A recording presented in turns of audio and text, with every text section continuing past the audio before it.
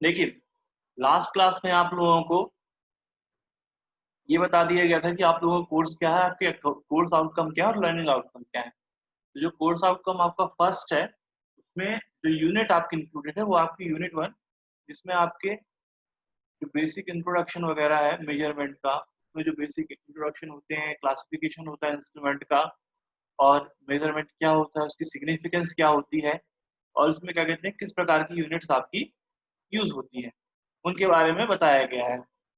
तो सबसे पहले आपका उसमें टॉपिक आता है कि मेजरमेंट क्या है और मेजरमेंट की सिग्निफिकेंस क्या है, मेजरमेंट की इंपॉर्टेंस क्या है। तो सबसे पहले हम स्टडी करेंगे ये वाला पार्ट, ये आपका पूरा लिखा हुआ मेजरमेंट की सिग्निफिकेंस क्या है।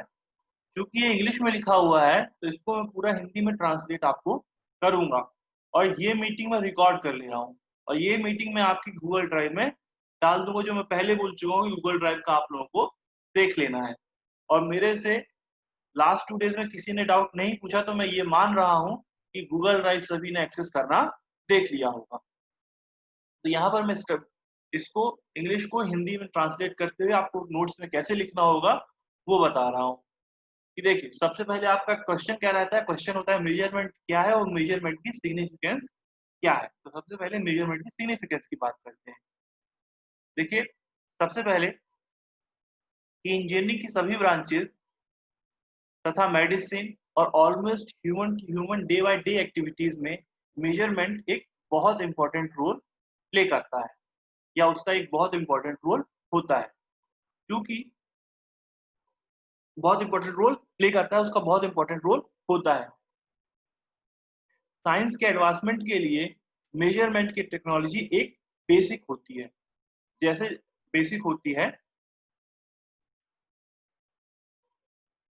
सॉरी सॉरी फिर से बोल देता हूँ इसको।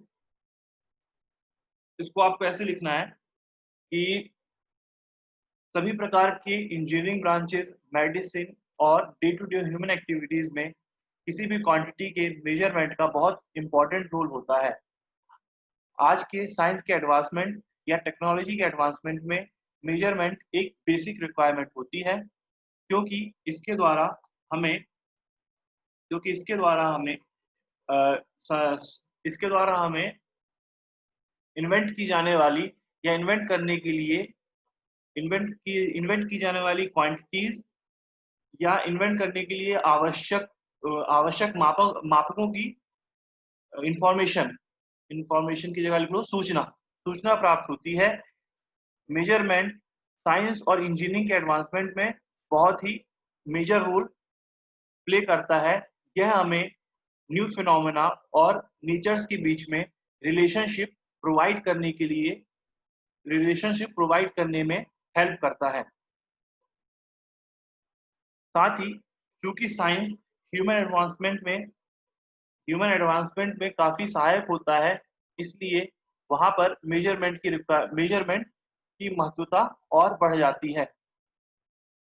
क्योंकि साइंस और टेक्नोलॉजी में लगातार हमें मशीन्स के कंट्रोल और मेंटेनेंस की आवश्यकता होती है, और ये मेंटेनेंस और कंट्रोल किसी एक निश्चित क्वांटिटी के आधार पर ही किए जा सकते हैं, जिन क्वांटिटी को मेजर करने के लिए हमें मेजरिंग इंस्ट्रूमेंट की आवश्यकता होती है।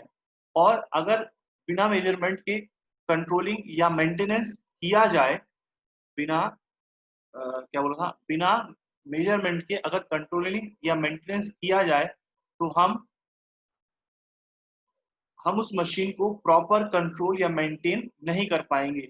यह मेजरमेंट्स हमें एक मापक देते हैं कि हमें मशीन को किस हिसाब से कंट्रोल करना है, या उसका मेंटेनेंस कंप्लीट हुआ है या नहीं हुआ है। यह सभी एक्टिविटीज एक प्रॉपर मेजरमेंट के आधार पर की जाती हैं, और इनका रिकॉर्ड भी मेजरमेंट के अनुसार ही रखा जाता है।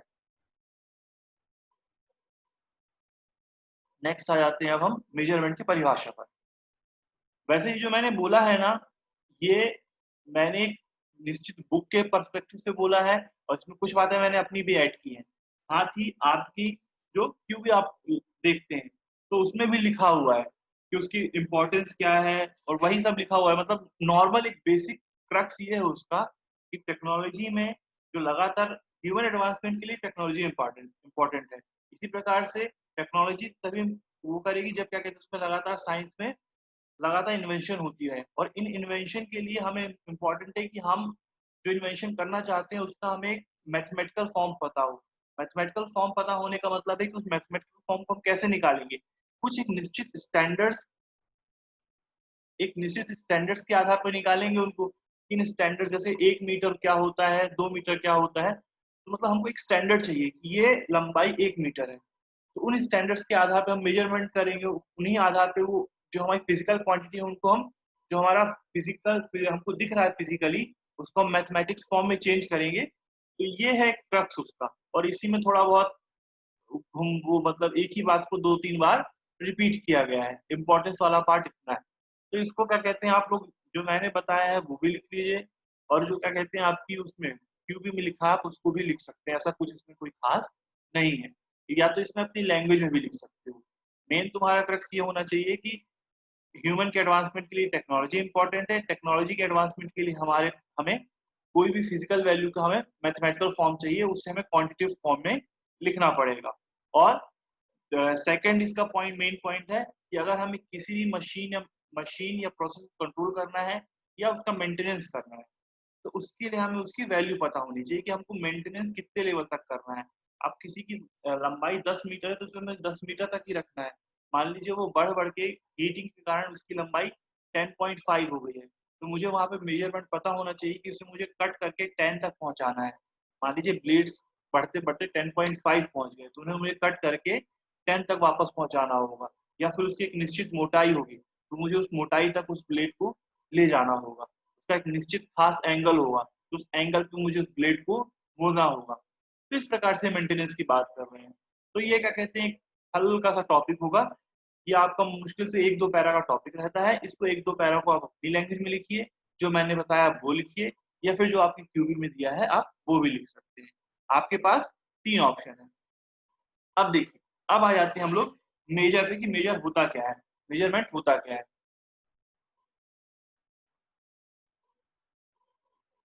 अब यहाँ से आपका डेफिनेशन वाला पार्ट स्टार्ट होगा। पहला वाला जिसके पहले वाला पार्ट था वो थ्योरेटिकल था, पूरा थ्योरी थ्योरी जैसा आप लोग लिखते हैं इन्वायरमेंट वगैरह में आप लोगों ने लिखा होगा, उस प्रकार की वो थ्योरी है। अब यहाँ पे आ जाते हैं हम लोग परिभाषा पे। तो मेजरमेंट क्या होता है? किसी भी मापन एक ऐसी पद्धति होती है, या मेजरमेंट एक इस प्रकार का फिनोमिना होता है जिसमें किसी एक निश्चित क्वांटिटी का किसी एक निश्चित क्वांटिटी का एक pre defined standard, pre defined standard मतलब पूर्व निर्धारित मानक, मतलब कि पहले इसे हमने एक स्टैंडर्ड डिसाइड कर दिया है। मतलब कि फॉर एग्जांपल कि आपने बोल दिया कि इतना पार्ट 1 सेंटीमीटर होता है, जितने भी तुम स्केल यूज करते होगे उसमें 1 सेंटीमीटर हमेशा, हर स्केल का 1 सेंटीमीटर एक जैसा है, तो वो कहलाता हमारा प्री डिफाइंड स्टैंडर्ड। तो क्या बोल रहा था कि मेजरमेंट एक इस प्रकार की पद्धति है जिसमें एक अननोन क्वांटिटी का एक प्री डिफाइंड स्टैंडर्ड के साथ कंपैरिजन कर कर क्वांटिटी का रिजल्ट प्राप्त किया जाता है, क्वांटिटी की वैल्यू को प्राप्त किया जाता है। अब पूरा हिंदी में बोलते हैं, मापन एक ऐसी पद्धति है जिसमें एक क्वांटिटी को दूसरी क्वांटिटी के साथ कंपेयर करके उस क्वांटिटी को दूसरी क्वांटिटी के साथ कंपेयर करके अननोन क्वांटिटी की वैल्यू को प्राप्त करते हैं। अब यहाँ पर ये वाला पार्ट जो लिखा हुआ है कि जब भी हम मेजरमेंट करेंगे तो उस मेजरमेंट की 2 बेसिक रिक्वायरमेंट्स होंगी। पहला पहला होगा कंपैरिजन विथ स्टैंडर्ड, जो हमारा स्टैंडर्ड वैल्यू है उसके साथ एक्यूरेटली डिफाइंड हो वो स्टैंडर्ड, और वो सभी जगह एक्सेप्टेड हो। अब ये कैसे होगा? जैसे अगर तुम लोगों ने 11th जिन लोगों ने पढ़ी है तो उनको बताया गया होगा कि हमारे पास कौन कौन से मेथड होते थे। सीजीएस होता था, एमकेएस होता था, इन दोनों फॉर्म में निकालते थे तुम लोग। पर एक और है, बोला गया एसआई। एसआई क्या था? स्टैंडर्ड ऑफ इंटरनेशनल स्टैंडर्ड्स होते थे। तो ये इंटरनेशनल स्टैंडर्ड जो सभी जगह ज्यादातर माने जाते हैं। तो वही बात यहाँ पे बोली गई है कि पहला तो जो स्टैंडर्ड है वो एक्यूरेटली डिफाइंड हो, और दूसरा वो कॉमनली सब जगह एक्सेप्टेड हो। दो बेसिक रिक्वायरमेंट्स थी। पहला है स्टैंडर्ड के बारे में, जो एक्यूरेटली डिफाइन किया गया हो, और वो दूसरा सभी देशों में सभी स्थानों पे एक साथ एक्सेप्ट किया जाता हो। अब दूसरी रिक्वायरमेंट क्या है मेजरमेंट की, कि हमारी जो क्वांटिटी है उससे हमें कंपैरिजन करने के लिए एक निश्चित प्रोसीजर पता होना चाहिए। एक निश्चित प्रोसीजर पता हो, और किस इंस्ट्रूमेंट के द्वारा मैं उस क्वांटिटी को कंपेयर करूंगा। फॉर एग्जांपल कि आपके पास एक स्केल होना चाहिए पहले तो, ठीक है, और स्केल के द्वारा लंबाई को किस प्रकार से मेजर किया जाता है ये पता होना चाहिए। जैसे इस लाइन को आपको वो करना है, मेजर करना है। तुमको ये पता होना चाहिए कि स्केल को तुम ऐसे रखोगे तभी मेजर होगा, स्ट्रेट रखोगे स्केल को तभी वो तुमको सही, वो क्या कहते हैं, लंबाई बताएगा। अगर तुमने ऐसे रखा है स्केल को तो वो आपको सही लंबाई नहीं बताएगा। तो ये आपको पता होना चाहिए। तो फिर से अपन रिपीट करते हैं। पहला है जो कंपैरिजन करने के लिए स्टैंडर्ड यूनिट है वो वेल डिफाइंड होनी चाहिए, अच्छे से उसकी डेफिनेशन होनी चाहिए, मतलब उसका एक प्रॉपर डेफिनेशन फॉर्म होना चाहिए, वो कभी भी चेंज नहीं होना चाहिए। और दूसरा वो सभी प्लेसेस पे, वो सभी जो हमारी लेबोरेटरीज हैं और जो भी साइंटिफिक इंस्टीट्यूट है, साइंस इंस्टीट्यूट हैं, टेक्नोलॉजिकल इंस्टीट्यूट हैं, वहां पर वो कॉमनली आपका एक्सेप्ट किया जाना चाहिए। इसके बाद नेक्स्ट है आपका किसको लेकर, हमारे इंस्ट्रूमेंट को लेकर, कि आपको पहले किस तरह से मेजर करना है उसका प्रोसीजर, और किस इंस्ट्रूमेंट के द्वारा मेजर करना है उसका प्रोसीजर प्राप्त होना चाहिए। अब ये नहीं कि किसी को तुम क्या कहते हैं, तुमको कोई चीज को वो करना है, मास निकालना है, तो तुम जाके वहां स्केल लगा रहे हो। तुमको ये पता होना चाहिए कि मास के लिए मुझे क्या कहते हैं, एक मेजरिंग इंस्ट्रूमेंट चाहिए होगा। ठीक, ये हो गए आपके मेजरमेंट को लेके।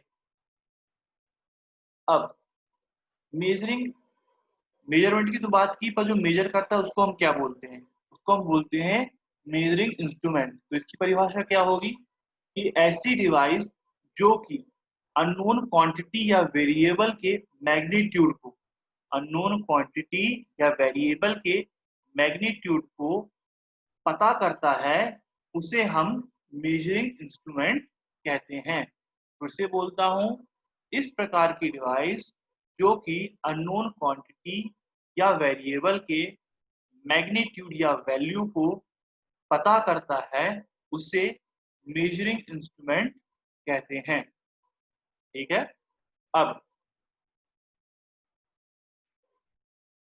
जो भी फिजिकल क्वांटिटी होगी या केमिकल क्वांटिटी होगी, इलेक्ट्रिकल क्वांटिटी होगी, कोई प्रॉपर्टी होगी, कोई वेरिएबल होगा, या जो कोई कंडीशन होगी जिसको हम मेजर कर रहे हैं, उसे हम बोलते हैं मेजर एंड। ठीक है, मेजर एंड ये बोलते हैं उसको, ये उसका नाम है। ठीक है, मेजर एंड बोलते हैं। ये जस्ट जान लीजिए, आपसे कभी ये पूछा नहीं जाएगा, पर ये थोड़ा बहुत आपको जानकारी होनी चाहिए, सर मेजरेंट बोलते हैं। अब फिजिकल मेजरेंट्स कौन कौन से होते हैं, लेवल, फोर्स, स्ट्रेन, वेलोसिटी, ये सब आप लोगों ने फिजिक्स में भी पढ़े होंगे। जो क्या कहते हैं, आपको यहाँ पर ये चीजों से कोई मतलब नहीं है, इनका मेजरमेंट तुमको करने से कोई मतलब नहीं। यहाँ का ना तुमको मेजरमेंट बताया जाएगा, ना ये मेजरमेंट तुम लोगों से पूछा जाएगा। तुम हो इलेक्ट्रिकल इंजीनियरिंग के स्टूडेंट, तो तुम्हारे लिए कौन से मेजरमेंट्स इंपॉर्टेंट हैं, वोल्टेज, करंट, पावर, फ्रीक्वेंसी, ये मेन है आपके। फिर इसके अलावा आ जाते हैं आपके पावर फैक्टर आ जाता है, ठीक है, एनर्जी आ जाती है, पर वो सभी आपके इन्हीं से रिलेटेड है। अगर ये तीन चीजें मेजर कर ली, वोल्टेज, करंट और पावर मेजर कर लिया, तो पावर फैक्टर भी निकाल लोगे, एनर्जी भी निकाल लोगे। ठीक है, ये सब आप मेजर कर लेंगे। और फ्रीक्वेंसी आपका एक अलग वो है, मेजरिंग आपका उसका एक अलग होती है।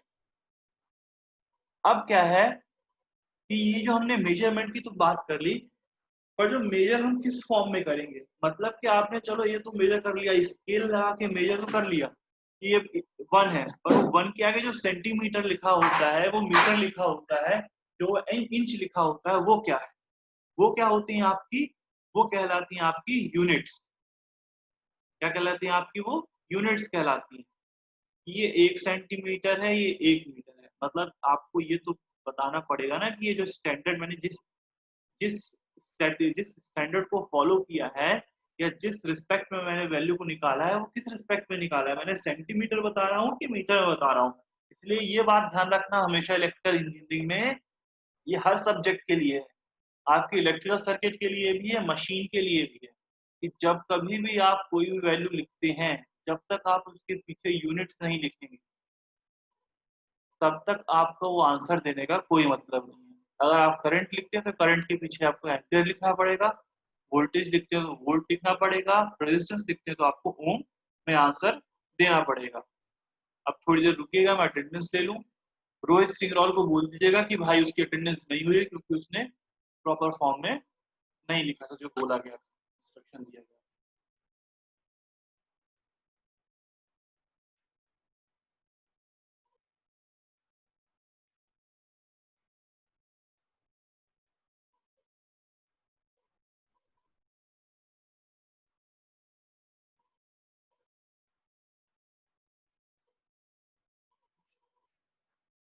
नेक्स्ट,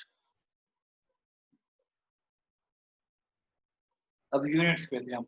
अच्छा, यूनिट्स की परिभाषा क्या होगी?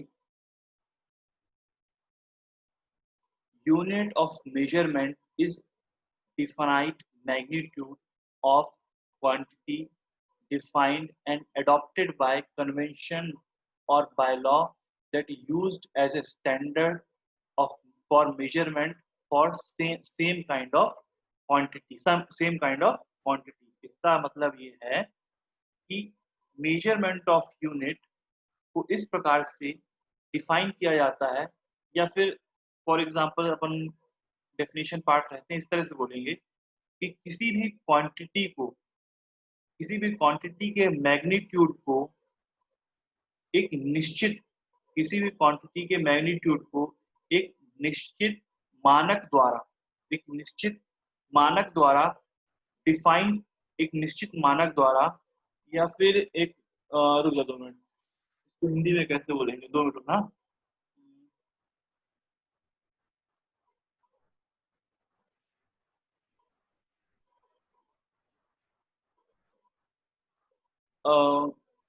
मेजरमेंट की यूनिट, या हाँ, किसी भी क्वांटिटी के मैग्नीट्यूड जो कि जो कि लॉ के द्वारा, जो कि सभी नहीं, किसी भी क्वांटिटी का मैग्नीट्यूड जो सभी साइंटिफिक इंस्टीट्यूट या स्टैंडर्ड ऑफ मेजरमेंट के द्वारा एक्सेप्ट किया जाता है, उसे हम उस क्वांटिटी की यूनिट कहते हैं। अब ये जो यूनिट्स होती हैं आपकी, ये 1790 में मैट्रिक सिस्टम फॉलो किया था फ्रांस का। ठीक है, फ्रांस का सिस्टम फॉलो किया जाता था, जिसमें फुट होता था आपका, प्रेशर का अपना अलग होता था, जिसे हम सीजीएस भी बोल देते थे। पर उसके बाद क्या आया, हमारा एमकेएस आया। पर एमकेएस के बाद 1960 में बनाया गया इंटरनेशनल सिस्टम ऑफ यूनिट्स, या फिर उसको हम बोलते हैं सिस्टम इंटरनेशनल यूनिट्स, या फिर अब तुम लोग नॉर्मल वे में बोलते हो उसको एसआई सिस्टम। इसमें एसआई सिस्टम में आपका जो लेंथ होता है उसकी यूनिट होती है मीटर्स, जो आपका मास होता है उसकी यूनिट होती है किलोग्राम। अब इसमें एक डिफरेंस है। डिफरेंस क्या है कि जो यूके होता है ना, यूके का एक अपना अलग स्टैंडर्ड है। वो लेंथ को इंचेस में और वेट को वो क्वार्ट्स में या एलबीएस में मेजर करता है। बट वहाँ के भी जो साइंटिफिक इंस्टीट्यूट होते हैं और जो साइंटिस्ट होते हैं, वो एसआई सिस्टम में ही वैल्यूज लिखते हैं। ये इतना जानना जरूरी नहीं था, बट फिर भी क्योंकि हम यूनिट्स की बात करें इसलिए बता दिया गया कि यूएसए में थोड़ा अलग सिस्टम फॉलो किया जाता है, बट ओवरऑल वर्ल्ड वाइड केवल हम एसआई सिस्टम को ही फॉलो करते हैं। Metre, kilogram, second, degree Celsius, इन्हें में हम क्या कहते हैं, मेजरमेंट करते हैं।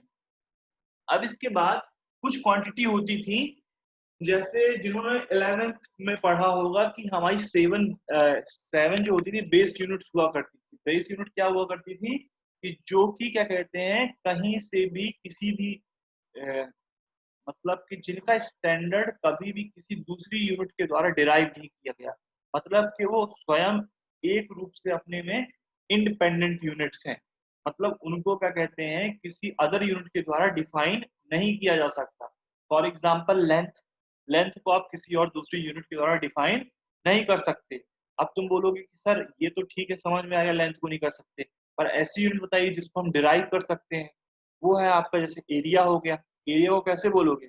अगर आपसे कोई बोलता है कि इसका एरिया क्या है, क्या एरिया बेस यूनिट है, आप कहोगे नहीं। क्यों? क्योंकि एरिया का फॉर्मूला क्या होता है, लेंथ इनटू विड्थ। मतलब कि एक आप लंबाई नाप लीजिए, उसकी मोटाई नाप लीजिए, और दोनों को आप मीटर मीटर में मेजर करोगे, मतलब कि वो किस पे डिपेंड है, वो लेंथ से रिलेटेड है। जो आपका एरिया है वो बेस यूनिट लेंथ से रिलेटेड है, वो पूरी तरह से इंडिपेंडेंट नहीं है। कि अगर आपने लेंथ को हटा दिया, मान लीजिए आपने पूरी हिस्ट्री से साइंस की लेंथ को हटा दिया, तो आप एरिया कभी डिफाइन नहीं कर सकते। ओके, इस तरीके से हम बात कर रहे हैं कि अगर हम क्या कहते हैं उस यूनिट को हटा ही दें, तो क्या हम अगली यूनिट को डिराइव कर सकते हैं? अगर नहीं कर सकते तो वो बेस यूनिट नहीं कहलाएगी। पर लेंथ एक ऐसी यूनिट है कि हम चाहे मास को हटा दें, चाहे हम टाइम को हटा दें, पर हम लेंथ को मेजर हमेशा कर पाएंगे। वो किसी भी तरीके से किसी अदर यूनिट पे डिपेंड नहीं करती है। तो इस प्रकार से हमारी टोटल 7 बेस यूनिट्स होती हैं। अब इन 7 बेस यूनिट को हम फंडामेंटल क्वांटिटीज बोलते हैं। तो ये फंडामेंटल क्वांटिटीज क्या होते हैं पहले हम ये देख लेते हैं, फिर हम उसके बाद बेस यूनिट पे जाएंगे।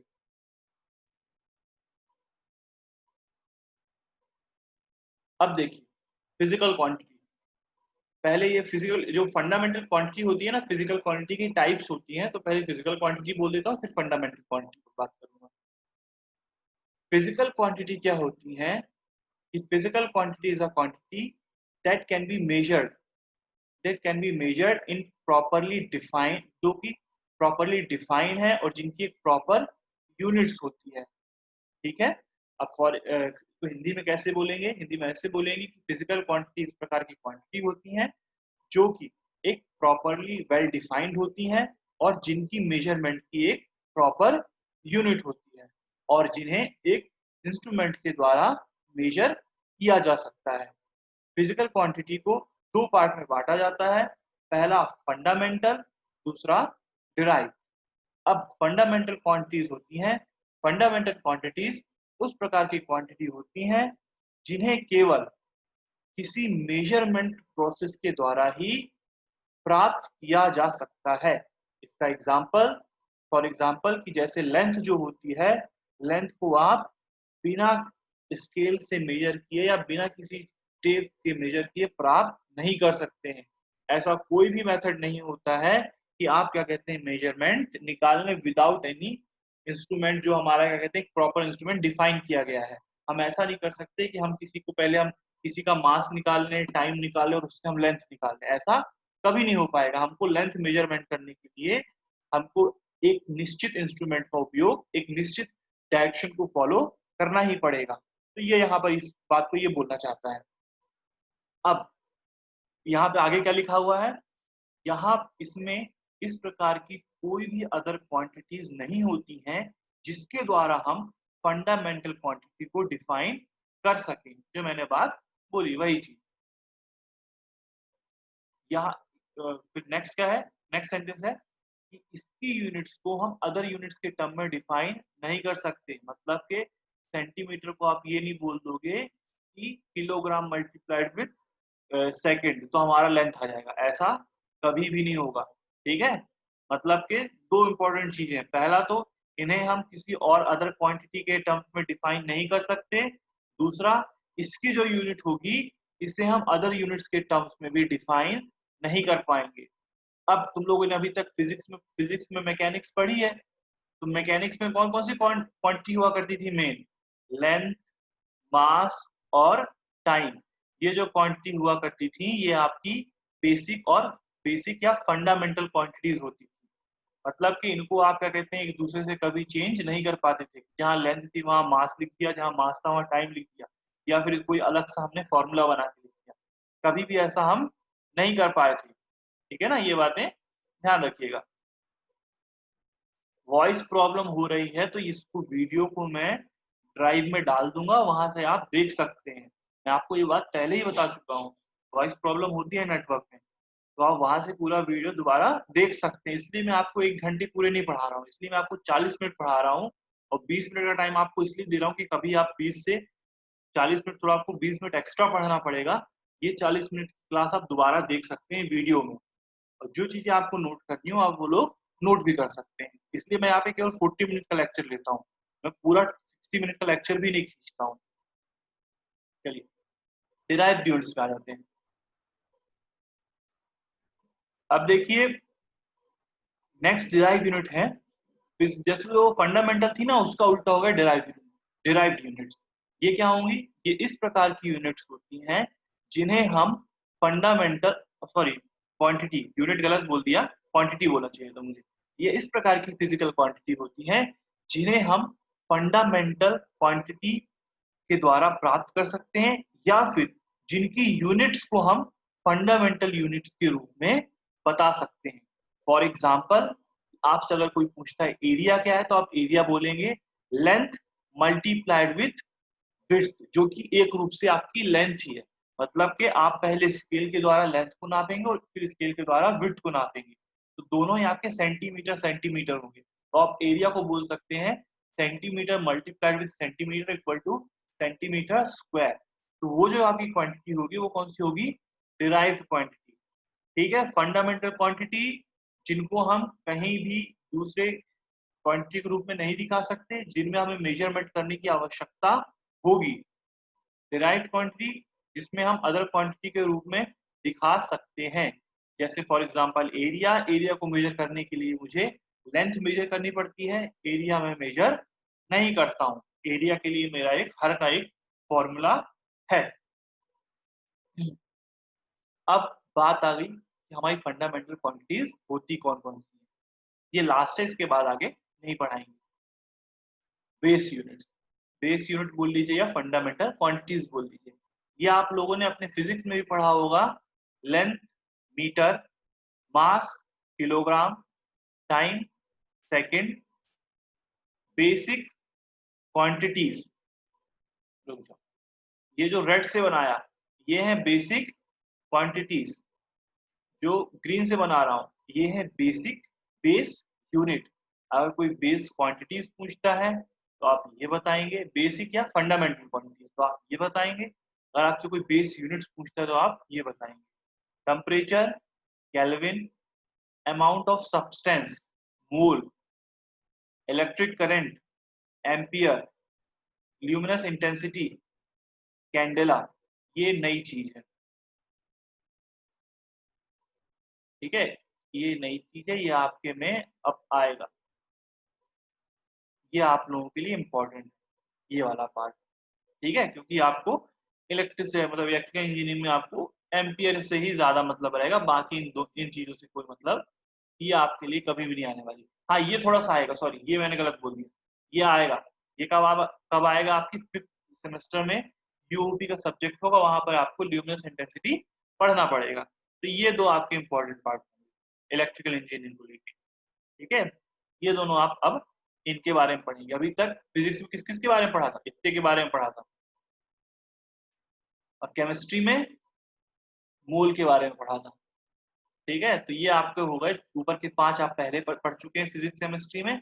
अब ये दो आप इलेक्ट्रिकल इंजीनियरिंग में पढ़ेंगे। एक आपका फिर एंगल वाला पार्ट भी होता है, रेडियन स्ट्रे रेडियन। तो वो आपका क्या कहते हैं आगे वो भी आपका आएगा, रेडियन वगैरह। मतलब रेडियन क्या होता है? एंगल की यूनिट होती है ना। पाई, 2 पाई, पाई/2, ये सब आपके एंगल की यूनिट होती है। तो ये सब भी अभी हम आगे देखेंगे। तो ये आपके हो गए पार्ट आज का मेजरमेंट का। जहां से हमने जो अपना सिलेबस देखा था, सिलेबस में क्या था? सिलेबस में आपका सिग्निफिकेंस था, यूनिट्स था, फंडामेंटल क्वांटिटीज था और स्टैंडर्ड्स। जहां पर आपसे क्वेश्चन किए जा सकते हैं मेजरमेंट की सिग्निफिकेंस क्या होती है। ऐसा क्वेश्चन आपसे किया जाता है तो आपको प्रॉपर इस तरह के क्वेश्चन का कोई भी गलत आंसर नहीं होता है। इस तरह के क्वेश्चन का कोई भी गलत आंसर नहीं होगा, क्योंकि सिग्निफिकेंस बताना एक कॉमन सेंस है कि मेजरमेंट की इंपॉर्टेंस क्या होती है लाइफ में। आप बता सकते हैं, कुछ ना कुछ तो बता सकते हैं। अगर ये आंसर नहीं कर पाए तो फिर बहुत ही बड़ी मतलब दुविधा है आपकी लाइफ में कि इतना नहीं बता पा रहे हो। आयरनी कह लीजिए कि आप अगर ये इसका आंसर नहीं कर पाओगे तो इसका, जैसे मैंने बोला कि इस क्वेश्चन का कोई भी रॉन्ग आंसर नहीं होगा। अब बस वो अगर तुम रॉन्ग बना लो तो दूसरी बात है, पर इसका कोई रॉन्ग आंसर नहीं होगा। यूनिट्स यूनिट्स के बारे में बताया कि मेजरमेंट करने के पश्चात हम क्वांटिटी का मैग्नीट्यूड, बेटा ये मत लिखो, स्क्रीन में मत चलाया करो, क्यों चाहते हो कि निकाल दूं? एक बार निकाल दूंगा, नहीं ज्वाइन कर पाओगे फिर कभी। आपकी लाइट जलती नाम पे जलता है जब आप लिखते हो, तो मत लिखो। यूनिट्स क्या होती हैं? जिस फॉर्मेट में हम अपनी मेजरमेंट को दिखा रहे हैं, और ये यूनिट्स जो होती हैं स्टैंडर्डली सभी लोगों के द्वारा, जो हमारे वर्ल्ड में जितनी भी साइंटिफिक इंस्टीट्यूट जो भी हम मेजर करने वाले लोग हैं सभी के द्वारा एक्सेप्टेड रहती है। फंडामेंटल क्वांटिटीज जो कि हमारी क्या कहते हैं, किसी जो जिनकी मेजरमेंट करने के लिए हमें एक इंस्ट्रूमेंट की आवश्यकता है, जिन्हें अदर यूनिट्स के रूप में नहीं दिखाया जा सकता। और स्टैंडर्ड्स जो है हमारे, वो इन स्टैंडर्ड्स के बारे में हम आपको कल बताएंगे। वैसे स्टैंडर्ड्स क्या कहते हैं, आप लोग पहले ही फिजिक्स में पढ़ चुके हैं, ठीक है, कि 1 मीटर क्या होता है, 1 किलोग्राम क्या होता है, 1 मोल क्या होता है, ये पढ़ चुके हो, पर इनकी डेफिनेशन मैं तुम लोग कल बता दूंगा। ठीक है, तो आज के लिए इतना ही। ये मीटिंग अभी एंड हो जाएगी थोड़ी देर में, और किसी को अगर डाउट हो तो ये मीटिंग को मैं दोबारा स्टार्ट करूंगा, जिसको डाउट हो वो ज्वाइन कर सकता है।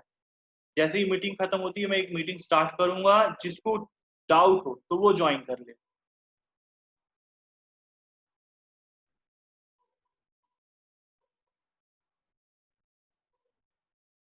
नहीं, मैं उसमें डालूंगा वीडियो गूगल ड्राइव में। वो मेरे लिए, आप लोगों को मेल आएगा, उसके लिए मेल आ जाएगा जब मैं सबको ऐड कर दूंगा। आज शाम शाम तक वो हो जाएगा आपका। पहले मुझे अटेंडेंस देखनी होगी, जिन्होंने ज्वाइन की होगी आज की क्लास उन्हीं को केवल मेल आएगा।